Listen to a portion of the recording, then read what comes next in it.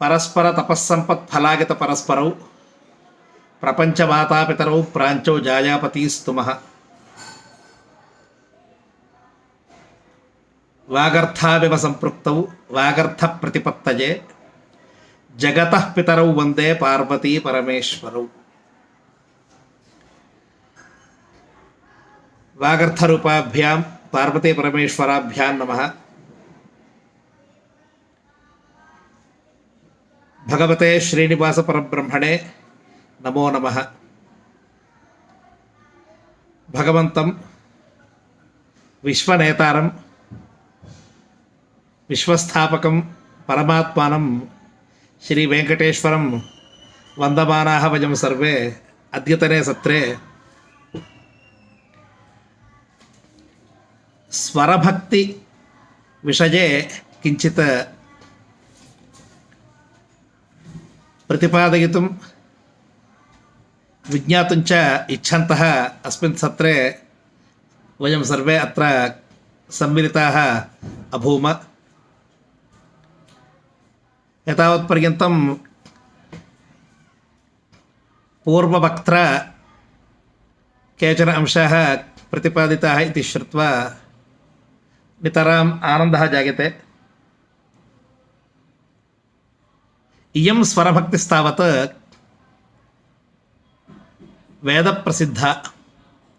प्राचीनभाषायाम् एतद्व्यवहारः न दृश्यत एव.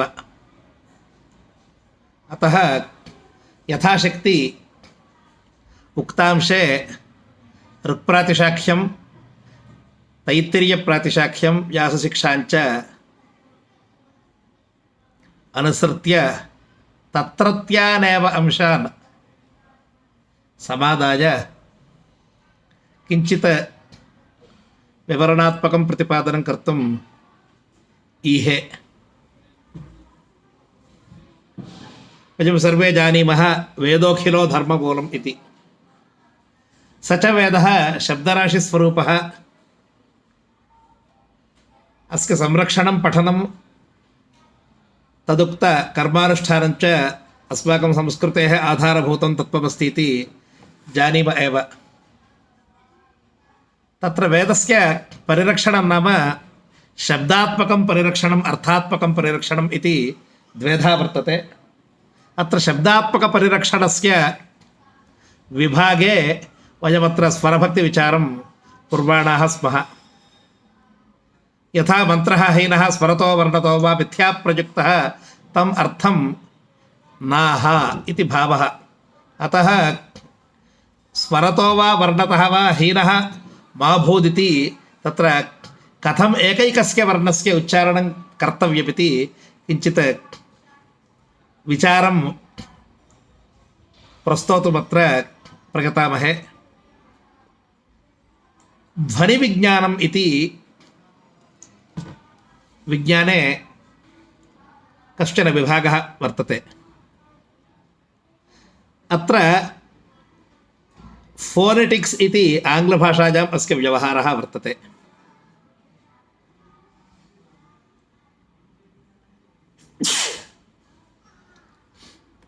हलोनन्तरः संयोगः इति संयोगसंज्ञाविधायकं सूत्रं व्याकरणशास्त्रे लभ्यते.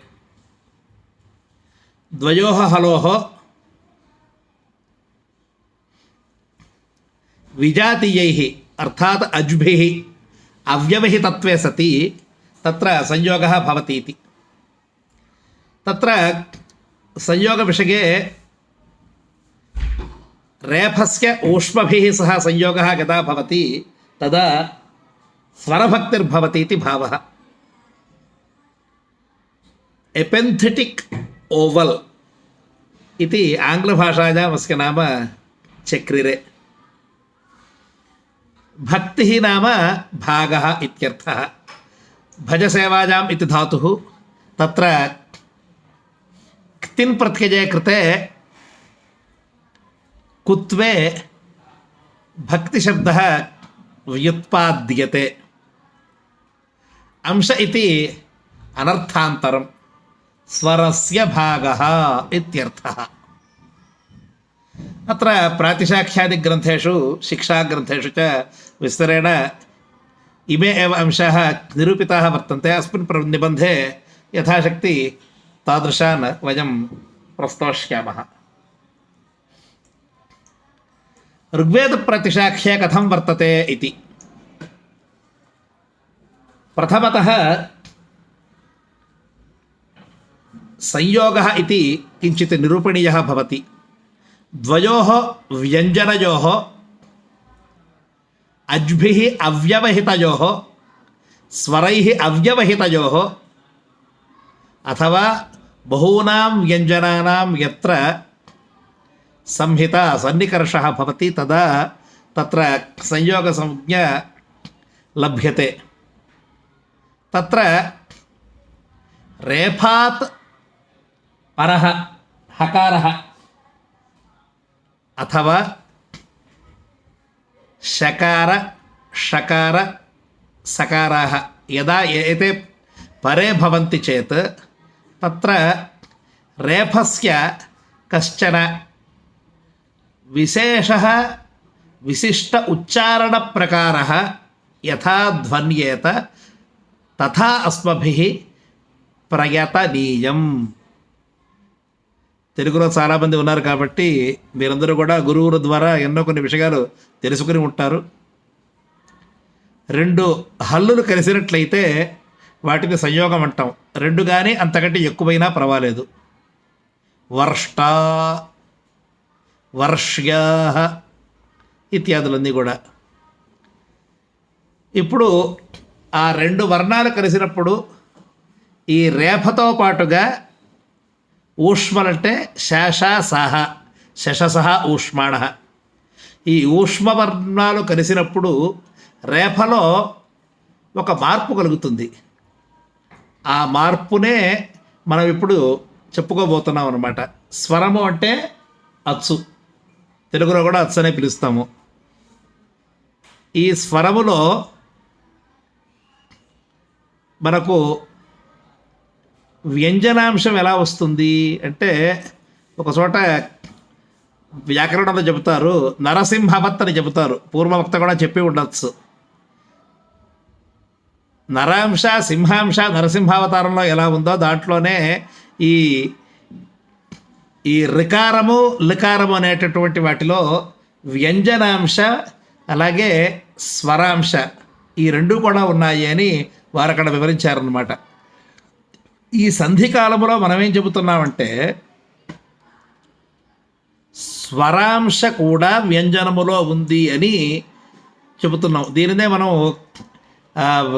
వ్యాకరణంలో సంప్రసారణం అని చెప్పినట్టుగా రివర్స్ ప్రాసెసింగ్ అనమాట. అంటే ఎలా అయితే రికారంలో స్వరాంశ వ్యంజనాంశ ఉందంటున్నామో ఈ రేఫోష్మ సంయోగం జరిగినప్పుడు మనం ఏం చెబుతున్నామంటే వ్యంజనంలో కూడా స్వరాంశ ఉంది. ఆ స్వరాంశనే మనం స్వరభక్తి అని పిలుస్తున్నాము. ఈ స్వరభక్తిలో మనకి 2-3 రకాలైనటువంటి విషయాలు ఉన్నాయి. ఇవన్నీ ఇప్పుడు మన ఉపలబ్ధమైనటువంటి సమయంలో యథాశక్తి మనం చెప్పుకుందాం అనమాట. ఇది చిన్నప్పటి నుంచి చదువుకునేటప్పుడు అందరికీ కూడా ఏమిటా ఈ స్వరభక్తి ఏమిటి, ఎక్కడా లేదు, ఏ వర్ణాల్లో లేదు, మనం ఇప్పుడు కొత్తగా తెలుసుకోవాల్సింది ఏమిటి అని అందరికీ కాస్త సంశయాలు ఉంటూ ఉంటాయి. అందుకని కాస్త తెలుగులోనే మళ్ళీ చెబుతున్న కారణం కూడా అదే. एतावत्पर्यन्तम् आन्ध्रभाषायां स्वरभक्तिविषये काञ्चन पीठिकाम् उक्त्वा अधुना ऋग्वेदप्रातिशाख्या स्वरभक्तिः कथं वर्तते इति किञ्चित् प्रतिपादयामः. प्रायेण इमे विषयाः भवता श्रुतपूर्वा एव स्युः, तथापि अभ्यासः यदा क्रियते तदा अस्माभिः अनुभूतः विषयः तत्र विज्ञानं गच्छति इति भावेन पुनः अपि तदेव ब्रवीमि, पुनरुद्घाटयामि. अतः पुनरुक्तिदोषः मा भूदिति भावः. स्वरभक्तिः पूर्वभागक्षराङ्गम् इति प्रथमपटले 32 सूत्रम्. अत्र उपटनामकस्य व्याख्यातुः अभिप्रायः एवं वर्तते. ऋकारवर्णा स्वरभक्तिरुत्तरा इति वक्ष्यति. सा स्वरभक्तिः पूर्वभाक्. स्वरभक्तिः पूर्वभाक्. पूर्वं रेफं वा लकारं वा भजते. रेफादुत्तरा रेफसदृशी भवति. पुनः उच्यते रेफात् उत्तरा रेफसदृशी भवति लकारादुत्तरा लकारसदृशी भवति अक्षरांगं स्वरस्य अंगञ्च भवति रेफाद्वा लकाराद्वा यस्मात् व्यञ्जनादुत्तरा भवति तत्सहिता सा पूर्वस्य स्वरस्य अंगं भवति इत्यर्थः। रेफात् परः भवति चेत् यस्मात् व्यञ्जनादुत्तरा भवति तत्सहिता सा पूर्वस्य स्वरस्य अंगं भवति इत्यर्थः। तत्र पूर्वाङ्गवद्भावः उत्तराङ्गवद्भावः इति भागद्वयं वर्तते। अङ्गवर्णक्रमे एतत् प्रतिपाद्यते। तत्र स्वरभक्तिः कस्य अंगं भवति इत्युक्ते सति पूर्वस्यैव अंगं भवति इति अर्थः। उदाहरणं तु सर्वत्र एकमेव भवति। प्रत्यु अदर्शी आर्ष्टिषेणः इत्यत्र रेफषकारयोः तत्र संयोगः जायते। रेफषकार षकार टकार इति वर्णचतुष्टयं वर्तते। तत्र तेषु मध्ये अस्य रेफस्य कथं भवति। अदर्शि इत्यत्र रेफषकारयोः एव तत्र अदर्शि इत्यत्र रेफस्य तत्र स्वरभक्तिः जायेत इति भावः। एवमेव वनस्पते शतवलुषः नारायासः नजल्हवः इत्यादिषु च स्वरभक्तिः भवति। तत्र संज्ञाविषये तु एकः विषयः अवधेयः। किमिति चेत् संज्ञाः पूर्वाचार्याणां संज्ञाः भवन्ति। साम्प्रतानां शास्त्रकृताम् आचार्याणां संज्ञाः काश्चन भवन्ति। महासंज्ञाकरणम् इति वदन्ति वैयाकरणाः। तत्र साम्प्रतिकानाम् आचार्याणां पाणिन्यादीनां तु अत्यन्तलाघवेन संज्ञा क्रियते। यथा घुसंज्ञा घिसंज्ञा घसंज्ञा इत्यादिकं भवति। पूर्वेषाम् आचार्याणां तावत् महती संज्ञा क्रियते। किमर्थम् इति चेत् प्रायेण तत् अन्वर्थसंज्ञा एव स्यात्। एवं कृते चेत् स्वरभक्तिः इति अन्वर्थसंज्ञा। अनुसृतः अर्थः यस्यां वर्तते सा भवति अन्वर्थसंज्ञा। स्वरः इति तत्र अचां व्यवहारः। तेषां भक्तिः भागः अस्मिन् वर्णे वर्तते इति कृत्वा स्वरभक्तिः इति अन्वर्थसंज्ञा स्वरप्रकारः इत्यर्थः। अस्य सूत्रस्य तात्पर्यम् एतावत्पर्यन्तं सुस्पष्टं जायते। स्वरभक्तिः कदापि स्वतन्त्रः पूर्णस्वरः न भवति। यदि तथा भवति चेत् तत्र छन्दोभङ्गप्रसङ्गः भवति। तत् कथमित्युक्ते सति प्रत्यु अदर्शि इति वर्तते। अदर्शि इत्यत्र यदि रेफः स्वतन्त्रः अच् समः भवति चेत् स्वरसमः भवति चेत् अदर्शि इति तत्र वर्णचतुष्टयं स्यात्। वर्णत्रये तावत् तत्र छन्दोभङ्गः न जायते। वर्णचतुष्टयं भवति चेत् छन्दोभङ्गः जायते, छन्दः भज्येत। तन्मा भूदिति कृत्वा तत्र स्वतन्त्रत्वं निवार्यते ऋक्प्रातिशाख्ये। तथा च पूर्वभाग अक्षराङ्गम् इति पदद्वयं स्वरभक्तेः पराश्रितत्वं तथा च अपूर्णत्वं द्योतयति। एतयोः पदयोः गभीरः ध्वनिवैज्ञानिकः अर्थः अत्र वर्तते। पूर्वं भजते इति पूर्वभाक् अर्थात् स्वरभक्तिः यस्मात् व्यञ्जनात् विशेषतः रेफात् लकाराद्वा परम् उत्पद्यते तस्यैव व्यञ्जनस्य धर्मान् अनुसरति।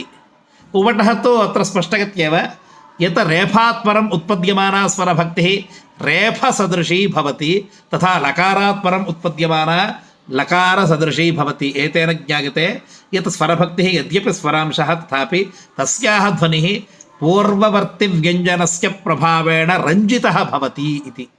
ध्वनिविज्ञाने इदं सहोच्चारणं को आर्टिक्युलेशन् इति कथ्यते।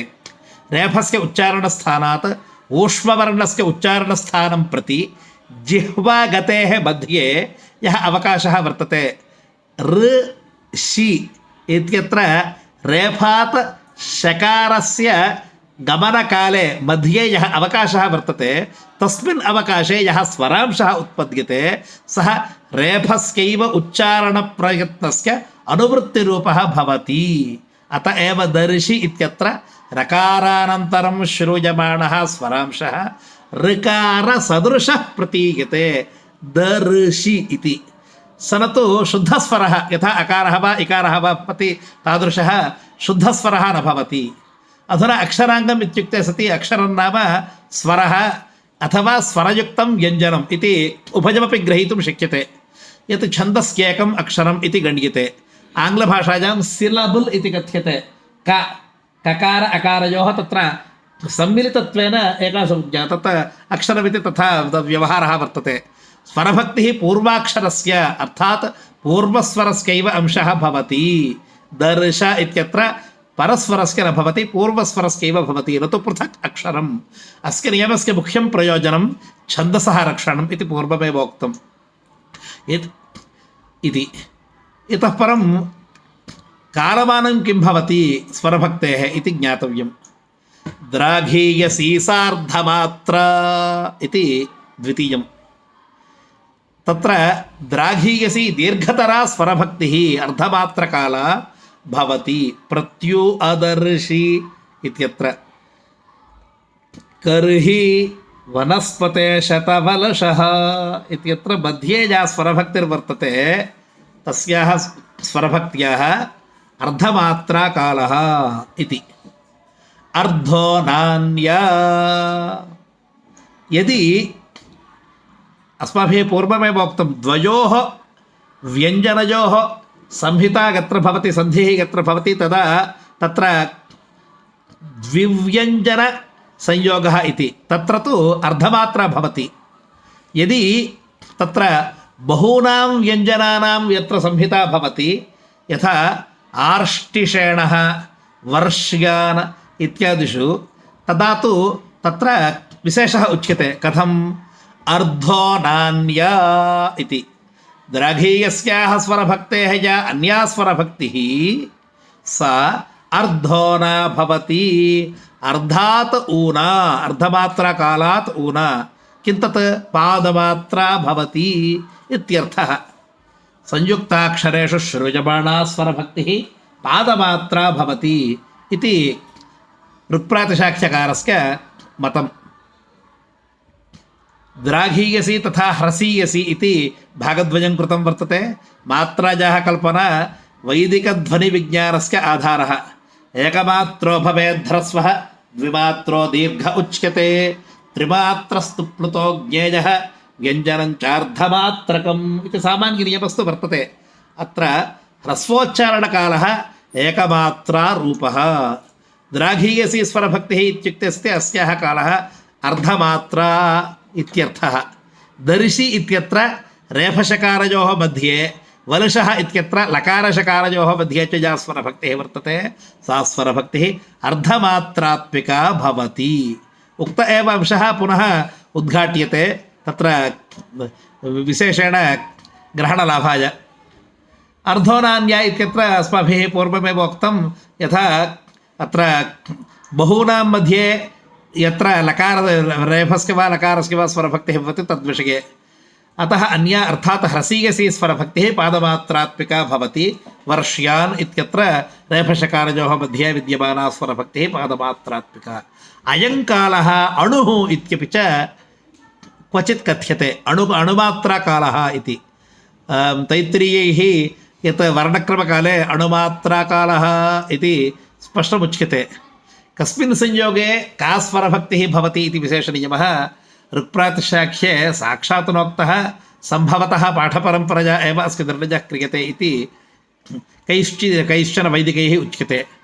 किन्तु तैत्तिरीयप्रातिशाख्यादिषु व्यासशिक्षायां च अस्य स्पष्टीकरणं लभ्यते।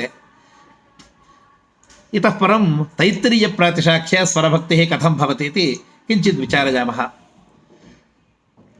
तत्र उत्पत्तिनिमित्तं किं भवति, प्रकाराः कथं भूताः, नामानि कानि, उच्चारणनियमाः इति विषयाः वर्णिताः वर्तन्ते। अतः प्रथमतः शेषो व्यञ्जनानि इत्यस्मिन् अंशे स्वरभक्त्याः व्यञ्जनसंज्ञा विधीयते। शेषो व्यञ्जनानि। अत्र त्रिभाष्यरत्नम् एवं ब्रवीति। त्रिभाष्यरत्नव्याख्याकारः स्वरेभ्यः शेषः वर्णराशिः व्यञ्जनसंज्ञः भवति। प्रथमं किम् किमपि नास्ति, क्षम्यतां। ककारादिस्वरभक्तिपर्यन्तः इत्यर्थः। संज्ञायाः प्रयोजनं किं भवति? व्यञ्जनग्स्वराङ्गम् इति वर्तते।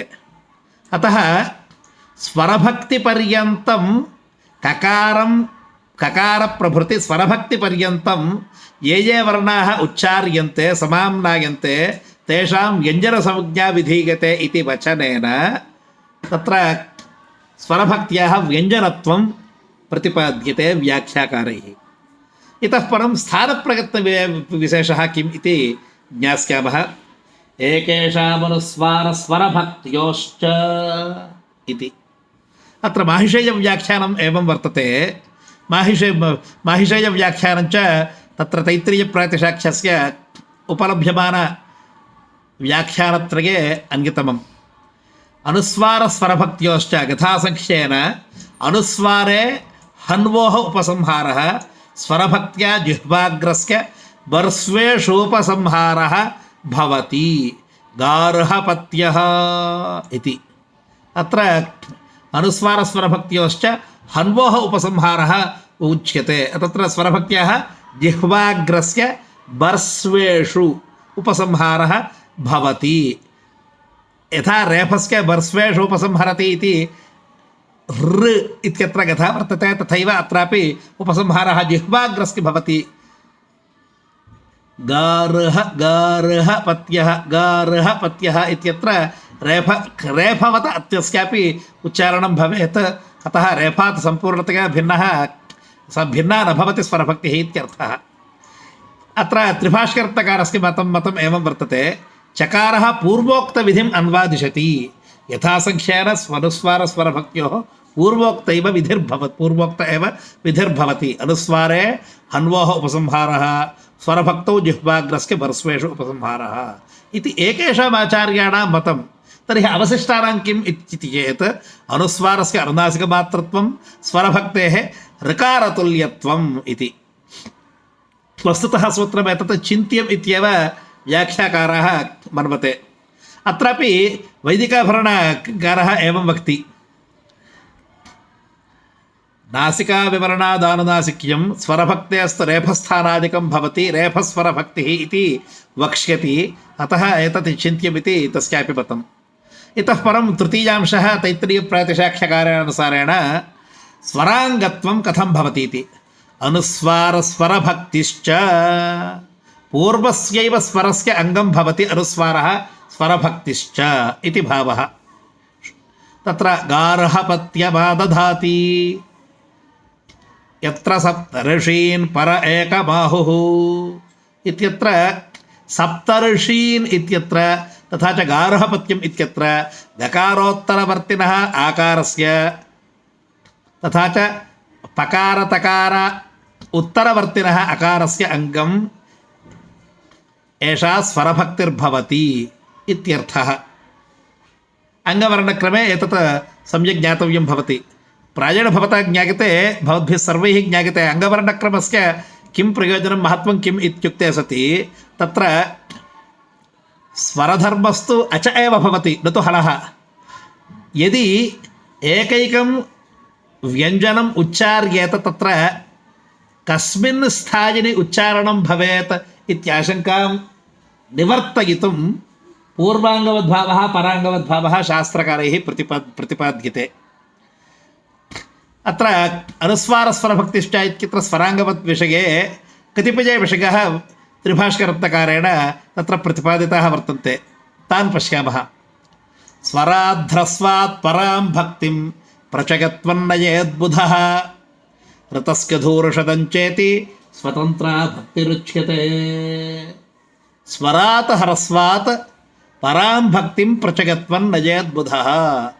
ह्रस्वस्वरात् यदि परा भक्तिर्भवति तदा प्रचगः भवेत्, किन्तु दीर्घपूर्वश्चेत् तत्र स्वतन्त्रा भक्तिरुच्यते इत्यभिप्रायः। अत्र वैदिकाभरणकारस्य अभिप्रायः एवं वर्तते। रेफोष्मसंयोगे रेफस्वरभक्तिः इति सूत्रेण सिद्धे पूर्वाङ्गत्वे व्यञ्जनत्वसमर्थनार्थं स्वरसाधर्म्यस्य विधास्यमानत्वात् स्वरप्रधानतैव स्यात् इति तन्निवारणार्थं पृथग्विधानं क्रियते स्वरसाधर्म्यस्य विधास्यमानत्वात् स्वरप्रधानतैव स्यात् इति तन्निवारणार्थं पृथग्विधानं क्रियते। न तु स्वरभक्तेः स्वरावयवात्मकवादप्राप्तं पूर्वाङ्गत्वम् इह विधीयते शिक्षाकारस्य हि तन्मतं न तु सूत्रकारस्य इति व्यासशिक्षाकारस्य तथा च प्रातिशाख्यकारस्य तत्र मतभेदमत्र प्रदर्शयति। तदर्थं रलयो रूष्मणिपरे शिक्षाकारो हि मन्यते रलस्वरौ यत्र पूर्वौ ऊष्मसंज्ञे परे स्थिते पूर्वस्वरस्य रेफस्यात् स्वरभक्तिः प्रकीर्तिता इति तत्स्वरूपं स्त्रीलिङ्गसंयुक्तं वदन् ऋकारार्धं लुकारार्धं च रेफलकारयोः ऊष्मपरयोः आदेशः मन्यते। रेफलकारयोः ऊष्मपरयोः आदेशः भवति इति मन्यते। तत्त्वेतदिष्टं सूत्रकारस्य पूर्वोक्तं वचनं तावत् प्रकीर्तिता इति यदुक्तं तत् सूत्रकारस्य शिक्षाकारस्य वचनम्। एतत्तु सूत्रकारस्य अभिमतं न भवति। रेफोष्पसंयोगे रेफस्वरभक्तिः इति गुणो हि विधास्यते न तु वर्णान्तरादेशः। तत्र रेफे एव स्वरांशः निवेश्यते किन्तु वर्णान्तरम् अत्र न विधास्यते इति सूत्रकारस्य भावः। गुणविधौ हि पूर्वस्वरोनुनासिकः इत्यादिवत् उभयत्र प्रथमानिर्देशः उपपद्यते। यदि गुणः भवति चेत् रेफः इति तत्र रेफस्य पुल्लिङ्गत्वं तत्र उपपद्यते इति। न तु वर्णान्तरादेशविधौ अंविकारस्य इत्यत्र तत्र द्वितीया नियमात्। द्वितीयवर्णः अंविकारस्य इति यत्र विकारः यत्र यत्र उद्दिश्यते तत्र द्वितीया विभक्तिः भवेत्, अत्र द्वितीया विभक्तिर्न भवति। अतः गुणविधौ तु सर्वत्र गुणिस्वरूपस्य अबाधात् रेफलकारयोरपि व्यञ्जनत्व अव्याघातः। एवं वचनेन किं भवति इत्युक्ते स्वरभक्तेः स्वप्राधान्यनिरासार्थमेव पृथग्वचनम् इति सिद्धम्। एवं चेत् तत्र रेफे स्वरांशः निवेश्यते किन्तु रेफस्य स्थाने स्वरभक्तिर्नामकः कश्चन वर्णः न जायते इति अस्य व्याख्यानस्य आशयं भवति। इतः परम् एकविंशे अध्याये यथा प्रतिपादितं तत् वच्मः। स्वरभक्तिस्वरूपं रेफोष्पसंयोगे रेफस्वरभक्तिः। अस्मिन् सूत्रे स्वरभक्तेः उत्पत्तेः निमित्तं स्पष्टीकृतं। रेफोष्पसंयोगे यदा रेफस्य ऊष्मवर्णेन शशसः इति एषु अन्यतमेन सह संयोगः भवति तदा सः रेफः स्वरभक्तिर्भवति। तत्र रेफः स्वरभक्तिः इत्युक्ते सति रेफः एव स्वरभक्तियुक्तः भवति। अर्थात् रेफस्य उच्चारणं किञ्चित् स्वरात्मकं भवति। रेफोच्चारणादनन्तरम् ऊष्मोच्चारणात् प्राक् मध्ये एकः स्वरांशः श्रूयते। माहिषेयभाष्यकारः स्वरस्य भक्तिः अर्थात् स्वरस्य अवयवः इति अर्थं स्वीकृत्य रेफः ऋकारस्य अवयवभूतः भवति इति स्पष्टयति। रेफ एव ऋकारस्य अवयवभूतः इति। ऋकारस्य रेफस्य च उच्चारणार्थे करणविन्यासे च सादृश्यात् एतद् युक्तियुक्तमिति इव भाति। रेफस्य उच्चारणं यदा ऊष्मवर्णेन सह मिलति तदा तयोः सन्धिः ऋकारस्य ध्वनिं स्मरति। तत्र व्यञ्जनांशः वा स्वरांशः वा भवतु ऋकारस्य ध्वनिमेव स्मारयति इति तत्र भावः। त्रिभाष्यरत्नकारस्य भावः कथम् इति किञ्चिदत्र विचारयामः। रेफस्य ऊष्मणस्य संयोगे सति तत्र ऊष्मसंयुक्तः रेफः स्वरभक्तिः इति जानीयात्। ऊष्मसंयुक्तः दर्श अर्ह इत्यत्र रेफकारयोः रेफशकारयोः संयोगः यद्वर्तते तत्र रेफः स्वरभक्तिः स रेफ एव स्वरभक्तिसंज्ञया तत्र विज्ञायेत इति भावः। स्वरभक्तिरिति कीदृशी? स्वरस्य भक्तिः स्वरभक्तिः। भक्तिर्नाम भागः अवयवः एकदेशः इति यावत्। यः अस्य रेफस्य समानकरणः स्वरः तद्भक्तिः स्यात्। यः अस्य रेफस्य समानकरणः स्वरः वर्तते, रेफस्य समानकरणः स्वरो नाम ऋकारः, तस्य अंशः अत्र भवति। पूर्वमेव उक्तं साक्षात् स्वरः इत्येव कुतो नोक्तं?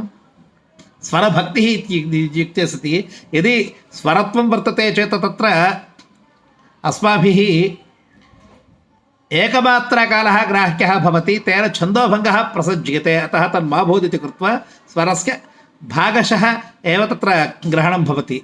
ऋकारश्च अस्य जिह्वाग्रकरणत्वेन श्रुत्या च समानधर्मा एतदुक्तं भवति। तेन ऋकारस्य अवयवः भवति इत्यर्थः सूत्रेण अनेन स्वरभक्तिः एवं विहिता। स्वरभक्तिरूपं च विस्पष्टं याचष्टे वररुचिः। ऋकारादिः अणुमात्रा, रेफः अर्धमात्रा मध्ये, शेषा स्वरभक्तिः अणुमात्रा। अत्र अस्य अयमर्थः तत्र सङ्गृह्यते। इन्द्रियाविषयो योऽसौ अणुरित्यच्यते बुधैः। इन्द्रियाविषयो योऽसौ, इन्द्रियाणाम् अविषयः यः असौ वर्तते सः अणुः इत्युच्यते बुधैः। चतुर्भिरणुभिर्मात्रा परिमाणमिति स्मृतं। मात्रा परिमाणं नाम चतुर्भिः अणुभिः एकमात्राकालः भवति, अर्थात् पादमात्रिककालः अणुमात्रिककालः इत्यर्थः।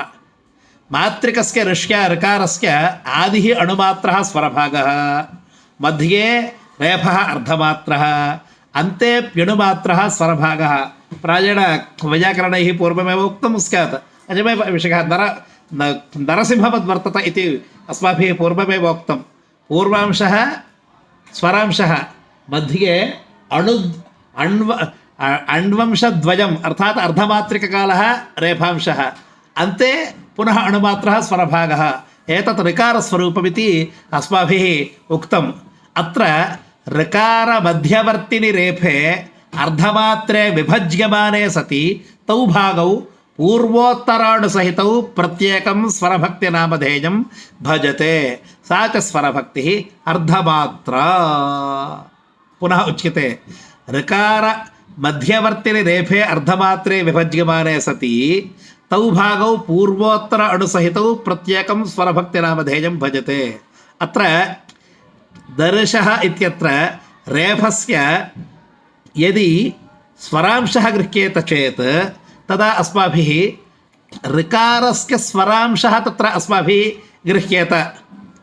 यदा तत्र फलके तत्र लिखामश्चेत् ऋ इत्यत्र अत्यन्तं सूक्ष्मतया, अतः पूर्वे उक्तम् इन्द्रियाविषयः योऽसौ अणुरित्युच्यते। अणुः नाम अस्माकम् इन्द्रियाणां बुद्धेर्वा विषयः कदाचित् न भवति, कदाचित् केवलं बौद्धिक एव विषयः यदापि भवति तदा अस्माभिः परिगणनं तु अत्यन्तं क्लिष्टतया कर्तुं शक्यते। अतः किं क्रियेत, स्वरांशः 25%, 25%, व्यञ्जनांशः 25%, 25%, अर्थात् 50%, अन्ते पुनः 25%। अतः आदौ अन्ते च स्वरांशः वर्तते। तादृशः स्वरांशः ऋकारात् आदाय अत्र निवेश्यते इत्यर्थः। एवं चेत् किं भवति, स्वरभक्तिः अर्धमात्रा भवति इत्यर्थः। अतः इतः परं स्वरभक्तिः कुत्र भवेदित्येति चेत् शिक्षाकारैः एवम् उच्यते। शशसेषु स्वरोदयां हकारे व्यञ्जनोदयां, शशसेषु च विवृतां हकारे संवृतां विदुः इति। संवृतत्वविवृतत्वम् अग्रे स्पष्टीक्रियते। अत्र स्वरभक्त्यन्तरमपि शिक्षायाम् उक्तमिति। करेणुः कर्विणी हरिणी हारिता हंसपादेति विज्ञाय पञ्चयिता स्वरभक्तयः इति पञ्चानां स्वरभक्तीनाम् अत्र उल्लेखः वर्तते। करेणुः कर्विणी चैव हरिणी हारितेति च हंसपादेति विज्ञेय पञ्चयिताः स्वरभक्तयः। कीदृशी संज्ञा कुत्र भवति इति अग्रे प्रतिपाद्यते। करेणूरः योर्योगे रेफहकारयोः योगे सति करेणुः इति संज्ञा अरः इत्यत्र। कर्विणी लहकारयोः मलुः आलभेत इत्यत्र लकारहकारयोः संयोगे सति कर्विणी इति संज्ञा जायते।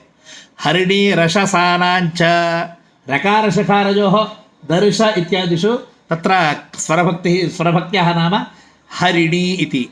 हारितालशकारयोः सहस्रवलुषाः इत्यत्र लकारशकारयोः संयोगे सति हारिता इति। या तु हंसपदा नाम सा तु रेफषकारयोः वर्षः इत्यत्र रेफषकारयोः यदि सन्धिर्भवति चेत् तदा किं भवति हंसपदानामिका स्वरभक्तिः तत्र जायते इति पञ्चैता स्वरभक्तयः एवं पञ्चवधां भक्तिम् उच्चरेत् स्वर्गकामुकः किञ्चित् फलमस्माभिः न प्रदर्शिते चेत् उच्चारयित्रा कदाचित् तत्र आलस्यं जाड्यम् अनुभूयेत अतः किञ्चित् प्ररोचकत्वेन तत्र स्वर्गकामुकेन एवं ज्ञात्वा स्वरभक्तेन उच्चारणं कर्तव्यम् इति तत्र वर्तते। अत्र वैदिकाभरणकारस्य वचनं सुस्पष्टतया वर्तते। प्रायेण समयः अपर्याप्तः इति कृत्वा विरमामो वा?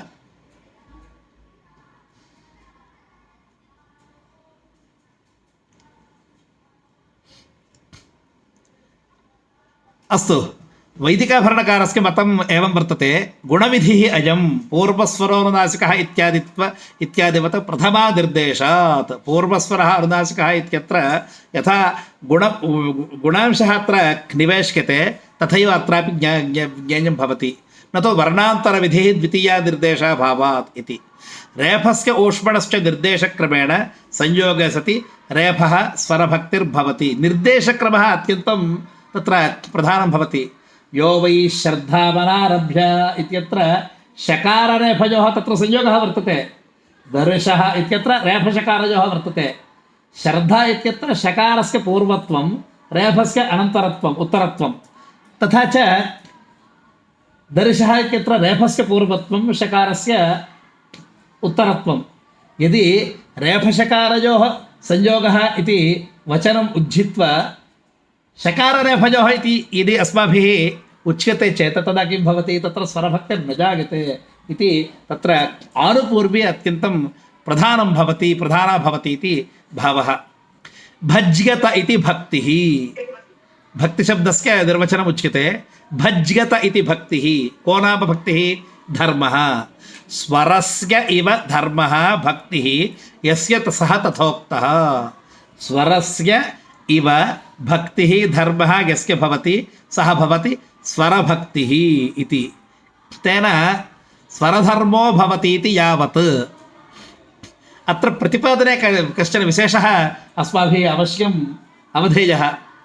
गुणविधिरयं पूर्वस्वरोनुनासिकः इति तत्र प्रथमतः स्वरभक्तिः इति तत्र स्वरस्य भक्तिः स्वरभक्तिः इति नवक्ति आचार्यः वैदिकाभरणकारः। किन्तु सः भवति स्वरस्य भक्तिः एव भक्तिः यस्य सः स्वरभक्तिः इति तत्र उपमानपूर्वपद बहुव्रीहिसमासत्वेन समासकथनेन स्वरभक्तिः इति तत्र पुल्लिङ्गप्रयोगं कर्तुम् इच्छति। अस्तु, स्वरस्यैव भक्तिः इत्युक्तं स्वरधर्मो भवति इति यावत्। केनास्य स्वरेण साधर्म्यं विधीयते? अस्य साधर्म्यं भवेत् चेत् कस्य स्वरस्य साधर्म्यं भवति इत्युक्ते यः अस्य सदृशतरः भवति ऋकारः। किमस्य तत्साधर्म्यम् इति चेत् मातृकत्वं प्रधानता च वैश्वव्यचसं वर्षाणि। मातृकत्वं प्रधानता च यत्र वर्तते तत् बरसन्नह्यति गार्हपत्यमुपतिष्ठते परशर्वेदिः। असंश्लिष्टः अत्र रेफः ऊष्मणा इति ह्रस्वकालात् अल्पतरेण कालेन न शक्यते प्रयोक्तुम्। अत्र विप्रतिपत्तिर्वर्तते। असंश्लिष्टः अत्र रेफः ऊष्मणा ह्रस्वकालात् अल्पतरेण कालेन न शक्यते प्रयोक्तुं। न च व्यञ्जनयोर्मध्ये विरामः अस्ति। अतः अत्र रेफस्य मातृकत्वम् अवश्यम् अभ्युपगन्तव्यं भवति। स्वप्रधानता तु क्वचिदेवेश्यते पूर्वाङ्गत्वविधानसामर्थ्यात्।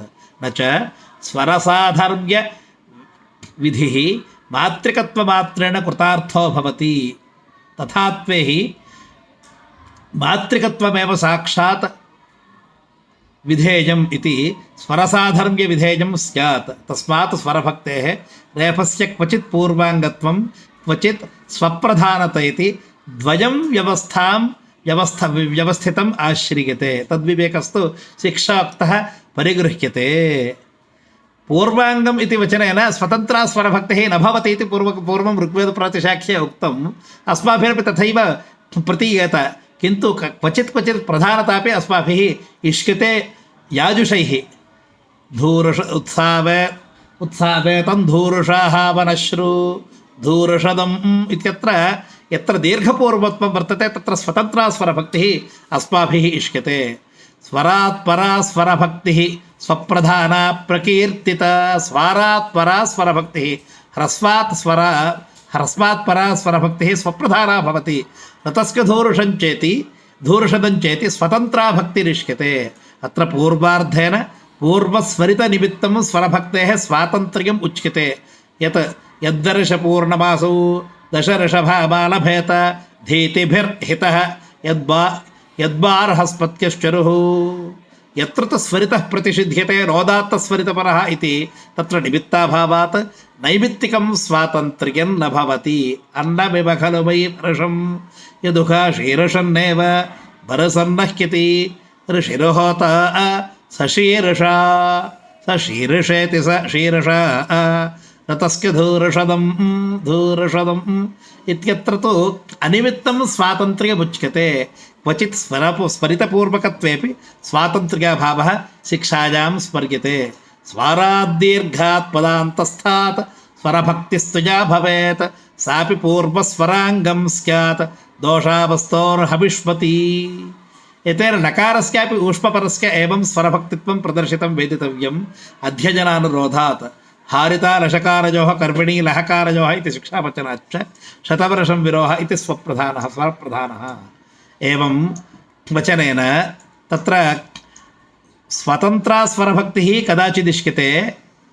तत्र यत्र उदात्तनिषेधः स्वरितनिषेधः भवति तत्र स्वतन्त्रा स्वरभक्तिरिष्यते यत्र स्वरितनिषेधः न भवति तदा पूर्वाङ्गत्वम् अस्माभिः आदर्तव्यम् इति भावः संयोगस्थितरेफस्य निषेधस्तु अत्रैव क्रियते न क्रमे प्रथमपरे इति एकविंशाध्यायस्य अन्तिमं सूत्रं क्रमशब्दः द्वित्वपर्यायः कथमेतत् प्रकृतिर्विक्रमः क्रमः इत्यत्र द्वित्वस्यैव क्रमशब्देन अभिधानात् अत्रापि स एवार्थः इति अस्माभिः निश्चीयते ऊष्मणः क्रमे सति तस्मिन्नूष्मणि प्रथमपरे वा सति न स्वरभक्तिर्भवति क्रमो नाम कथं दार्श्यं वर्ष्याभ्यः वर्ष्वेभिः एतर्ह्यारूढः इत्यत्र रेफात्परस्य द्विर्वचनं निश्चितं तत्र तदेव द्वित्वमिति अस्माभिः कथ्यते तस्मिन् क्रमे परे प्रथमपरे च तत्र स्वरभक्तिर्न भवति इत्यर्थः प्रथमपरत्वं नाम अदर्श्मज्योतिरभिधामदेवान् कार्ष्णी उपानहौ वर्ष्टापर्जन्यः प्रथमपरः कस्मादसौ प्रथमपरः इति अत्र विशेषः उच्यते तत्र वर्ष्टापर्जन्यः इत्येव तत्र उदाहरणं कुत इति चेत् तत्र रेफषकार टकाराः वर्तन्ते तत्र टकारः प्रथमवर्णः तस्मिन् परे प्रथमः परः कस्मात् सः प्रथमपरः इत्यर्थः तत्र वर्ष्टा इत्यादिषु तथा च यत्र द्वित्वं भवति ऊष्मणः द्वित्वं भवति तदा स्वरभक्तिर्न भवति इति तत्र अंशः अत्र विशेषः कश्चन वर्तते अजन्तास्वरभक्तिः हलन्तास्वरभक्तिः इति तत्र विशेषं तत्र व्यासशिक्षाकारेण तत्र प्रदर्श्यते तत् अग्रिमसत्रे तच्च स्वरूपकथनम् अस्माभिः प्रतिपाद्यते एवम् अन्ततः कृत्वा तैत्तिरीयप्रतिपादनस्य प्रयोजनम् एवं भवति तुलनात्मकमध्ययनम् उपसंहारश्च क्रियते स्वरूपे साम्यं भेदश्च सर्वत्र शास्त्रेषु स्वरभक्तिः संयोगमध्ये उच्चारणसौकर्यार्थम् आगता स्वरांशरूपा एव स्वीकृता सा पूर्वाक्षरस्य अङ्गभूता न तु स्वतन्त्रा इत्यपि बहुभिः कथ्यते किन्तु याजुषप्रकारेण तत्र किञ्चित् भिद्यते अनेन छन्दसः रक्षणं भवति तु स्पष्टम् एव तथा च कालमाने भेदः ऋग्वेदे प्रदर्श्यते यथा द्राघीयसि अर्धमात्रा ह्रसीयसि पादमात्रा इति बहूनां व्यञ्जनानां मध्ये वर्तमानस्य स्वरभक्तिवर्णस्य पादमात्रिकत्वं तत्र द्वयोरेव संयोगे सति तत्र अर्धमात्राकालिकत्वम् इति अस्माभिः ज्ञेयं भवति। तथा च उच्चारणं संवृतोच्चारणं च इति भेदः वर्तते। साक्षात् कालमानं यद्यपि तैत्तिरीयप्रातिशाख्येनोक्तं विवृतम् उच्चारणं स्वभावतः अधिककालं गृह्णाति, संवृतम् उच्चारणम् अल्पकालिकम् इति अस्माभिः ऊह्येत। तथा च हरिणी हारिता इति एव द्राघीयस्य भवतः हलन्ता करेणुः कर्मिणी ह्रसीयस्य भवतः इति शास्त्रद्वयस्य नियमयोः समन्वयः कर्तुम् अस्माभिः शक्यते। तथा च नामकरणे च वैशिष्ट्यं वर्तते। व्यासशिक्षायां स्वरभक्तीनां विशेषाः करेणु कर्मिणी हरिणी हारिता इति नामानि तत्र दत्तानि वर्तन्ते। ऋक्प्रातिशाख्ये तु एतन्न दृश्यते इति अत्र एतानि नामानि न केवलं वर्गीकरणार्थानि अपि तु तत्तत् स्वरभक्तेः ध्वन्यात्मकं स्वरूपमपि प्रतिबिम्बयन्ति इति वा इति किञ्चित् अस्माभिः गवेषणीयम्। अतः उद्देश्ये तु ऐक्यमेव भवति। सर्वशास्त्राणाम् उद्देश्यम् एकमेव, वेदपाठस्य अखण्डतायाः शुद्धतायाः प्रामाणिकतायाः रक्षितिः। वेदः श्रुतिरित्येव कथ्यते, अतः तस्य स्वरूपं श्रवणाधारकम्। अतः शब्दस्य शुद्धतैव प्रामाणिकतायाः मूलं भवति। स्वरभक्तिः यद्यपि सूक्ष्मो ध्वनिविकारः तथापि तस्याः नियमकरणेन मन्त्राणां स्वरूपविकारः न भवेत्, अपि तु सर्वेषां पाठकानाम् एकरूपता स्यात् इति एतेषां शास्त्राणां लक्ष्यं। रेफलकारयोः ऊष्मभिः सह संयोगे तयोः ध्वनिः अस्पष्टो न भवेत्, अपि तु पूर्णतया श्रूयेत यथा। तदर्थम् अयं स्वरांशः मध्यगः भवति। यथा वैदिकाभरणे अन्ते उक्तं तत्र रेफहकारयोः रेफोष्पणोः तत्र संयोगे सहोच्चारणं तु न सम्भवति इति कृत्वा, अतः तत्र विस्पष्टतायाः साधनार्थं स्वरांशः मध्ये निवेश्यते इति विशेषः। अत्र उपसंहारः अस्माभिः अवश्यं कर्तव्यमेव। भारतीयानां ध्वनिविज्ञानक्षेत्रे यावान् गभीरः प्रवेशः आसीत्, सूक्ष्मेक्षिका आसीत्, तस्य उत्कृष्टमुदाहरणम् इदं स्वरभक्तितत्त्वम् इति वयं ब्रूमः। वर्णानाम् उत्पत्तिस्थानानि करणानि आभ्यन्तरबाह्यप्रयत्नाः कालमानं संयोगनियमाः एतेषां सर्वेषां सूक्ष्मातिसूक्ष्मं विश्लेषणं तेषां वैज्ञानिकदृष्टेः परिचायकमेव भवति। अद्यत्वेपि वैदिकमन्त्राणाम् उच्चारणं कुर्वन्तः वैदिकाः एतान् सर्वान् नियमान् गुरूपदेशेन अभ्यासेन च आत्मसात् कुर्वन्ति, येन सहस्रेभ्यः वर्षेभ्यः लक्षेभ्यः वर्षेभ्यः वेदस्य शब्दराशिः अविकृतरूपेण अस्माभिः प्राप्यते। स्वरभक्तेः अध्ययनं नाम वेदस्य ध्वन्यात्मकशरीरस्य वैज्ञानिकविश्लेषणस्य अध्ययनमेव भवति। सा स्वरभक्तिः संयोगगतानां व्यञ्जनानां पृथगस्तित्वं रक्षति, उच्चारणे च सरलं करोति, छन्दसः हानिं च निवारयति इति तैत्तिरीयप्रातिशाख्य व्यासशिक्षा विषयैः सह ऋक्प्रातिशाख्यस्य विषयानपि सङ्कलीकृत्य यथाशक्ति स्वरभक्तिनिरूपणं कर्तुम् अस्माभिः प्रयतितं। तेन भगवान् श्रीनिवासः प्रसद्यात् इति प्रार्थयन् विरमामि। स्वस्ति प्रजाभ्यः।